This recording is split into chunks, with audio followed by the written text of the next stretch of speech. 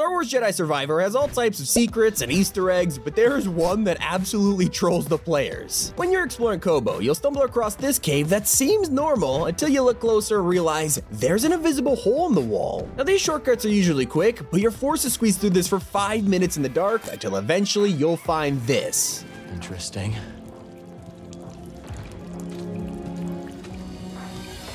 And during the story, you learn a lot about a Jedi named Centauri Cree, but did you know you could find her lightsaber? On Kobo in the Untamed Downs, you'll find this cave with a breakable structure, but seemingly no way to destroy it. Well, that's because you have to head to the nearby roller mine factory and guide one all the way across the wilderness. Now it takes a few minutes, but once you bring it to the cave, throw it at the wall, and boom, you unlocked Centauri Cree's lightsaber. On the same planet, there's a chance you'll walk around Fort Collin and step on this door. If I were you, I'd be prepared, because this will suddenly open and drop you into the lair of a very familiar boss. Get ready to fight the spawn of Ogdo. If you didn't play Fallen Order, Ogdo was the most infamous boss, known for being way too difficult on the starter planet, and now his child is back for revenge. And yep, defeating him earns you a poncho.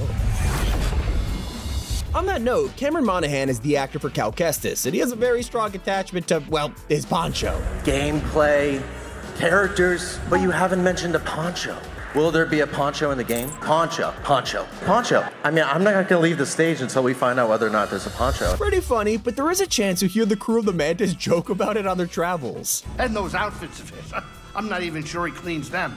Oh, the ponchos alone. We should burn them. And that's not the only meme that's been embraced, because if you head to the tar pits of Kobo, jump on these platforms and wrap around to the hidden ladder. This chest will be revealed, and opening it will unlock the mullet, turning you into Chad Kestis. And make sure to keep an eye out on Coruscant, because the ships flying around aren't just for decoration. If you get a closer look on the ground, one of these is the iconic yellow cruiser from Attack of the Clones, the same one Anakin chases a bounty hunter in. And that's not the only movie reference, because if you enter the hidden mine shafts of Kobo, eventually it'll lead you to a huge pit that is secretly the lair of a Rancor. Now this is a legendary boss that is super difficult to fight, but if you use your movie knowledge, you'll notice these bones laying on the ground. Use the Force to throw these at the Rancor just like Luke did in the films, and it'll get stuck in its mouth. As a reward, you get the Shatter perk. And there's an Easter egg that has a random chance of appearing when you leave the cantina, and I just gotta let this speak for itself. That's it. In the files, this guy is literally called Easter Egg Surprise, and I gotta say, it's adorable. Speaking of the cantina, if you've been to the bathroom, it's not in great shape, but one of the stalls is sealed shut for the whole game. Yet on the floor, you can see the shoes of whoever's taking a dump, and I just had to figure out the answer to this mystery. So I glitched out of bounds with photo mode and went under the stalls, only for it to be a pair of shoes. But I guess it's one of those questions you weren't meant to solve. And a more embarrassing secret allows you to expose your favorite YouTuber. For example, I kept dying to the Rancor, and suddenly when I beat him, this dot in the corner suspiciously moved to the top left. Well, that's because I switched it from Jedi Knight to story mode, and I'm not ashamed to admit it, but this means you can figure out what difficulty people are playing on, so they can't lie. I mean, this is kind of messed up, EA. But if you were paying attention during the prologue, you might have noticed two wanted posters showing Cal and a mysterious character. A few hours later, when you first enter the cantina, you could see her in a booth, and eventually she becomes a vendor that gives you the location of bounty hunters. But there's another mystery people are desperate to solve, which can be found in Doma's shop. It's called the Mysterious Key Code, which is unsurprisingly the most expensive item, so obviously you'll be curious. After spending that hard-earned treasure, it opens a room in the back that gives you an extra stim canister, and I gotta say, it's worth doing. And speaking of expensive, anyone who bought the deluxe edition earns the Scoundrel outfit, and if you somehow didn't know who this is based on, just look at the description: a modest but striking jacket, preferred by stuck-up, half-witted, scruffy-looking nerf herder. Han is also known for being frozen in carbonite by Boba Fett, and the devs didn't just reference him, he is a fully fledged character in the game. Once you've tracked down and killed all 16 bounty hunters, Boba Fett appears in a cutscene, and he's actually voiced by Tamora Morrison. And early in the game, you walk past a pit droid in need of help because his ship is stuck in tar. These guys were in the Phantom Menace and worked on pod racers, but sadly, you can't do anything to help this guy until 20 hours into the game. When you finally get the ability to lift his ship, you'll get the There Is No Try achievement, and the pit droid will be recruited as a helper on the Mantis's landing pad. Now, of course, there's a much better droid out there, and that's BD-1, so if you want to show your appreciation, there's a secret button you can press to do so. Pressing down on the D-pad opens the visor, but what if you hold it instead? Holding up okay?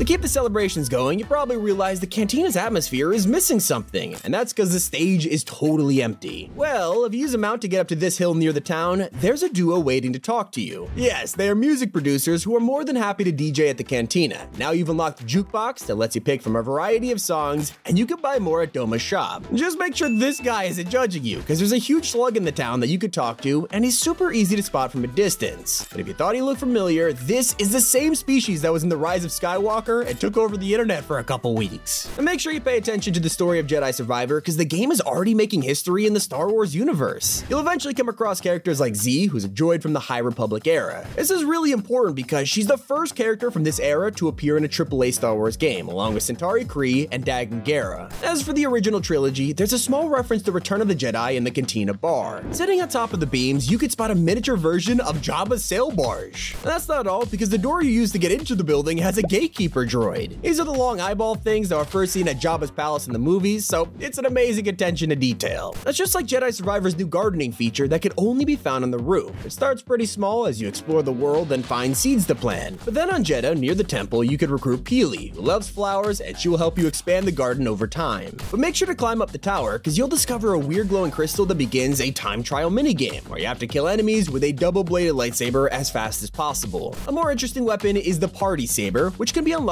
after beating the game. With New Game Plus, you'll be able to use this mod that changes the color of the lightsaber every time you swing it, and it's awesome! Something you should do right now is look for a couple of NPCs who are in need of saving from a deadly Mogu. They're found near Boiling Bluff, and after you protect them, they'll be recruited to unlock one of the best activities in the entire game. If you remember the scene in A New Hope where Chewbacca is playing Holo Tactics, now you can do it for yourself on the first floor of the Cantina, and feel free to challenge any NPC you've encountered because it's incredible. On the topic of NPCs, there's a chance you'll find a random prospector who sounds awfully familiar.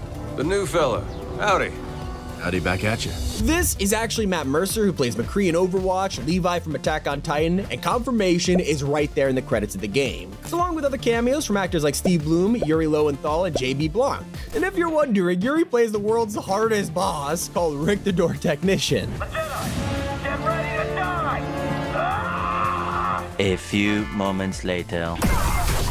Back in game, there's a ton of new ways to use your lightsaber compared to Fallen Order, with 5 stances to choose from. Now, of course, there's the classic single and double-bladed sabers. Then for an Ahsoka vibe, you can unlock the dual wield. But things get interesting later in the game, as you're given a blaster that lets you shoot enemies while in combat. Finally, we have the crossguard stance inspired by Kylo Ren, which makes swinging really heavy, but you look pretty awesome doing it. And those last 2 stances bring a ton of customization. If you head to a workbench, not only can you completely redesign your blaster, but the lightsaber crossguard can be tweaked. It even lets you move the angle of the blades. When you're far enough into the game, you'll know what kind of stance you prefer, which means a ton of skill points just got wasted. Well, luckily, you can reset the skill tree at any moment to make the most of those points. But there's a feature which everyone is talking about, and it's hidden in the accessibility settings of the game. If you were terrified like me by Fallen Order spiders, don't worry, because Jedi Survivor has an arachnophobia mode that'll save you a ton of stress. Those are 30 secrets in Star Wars Jedi Survivor. It's been Tommy, and keep it here on T5G.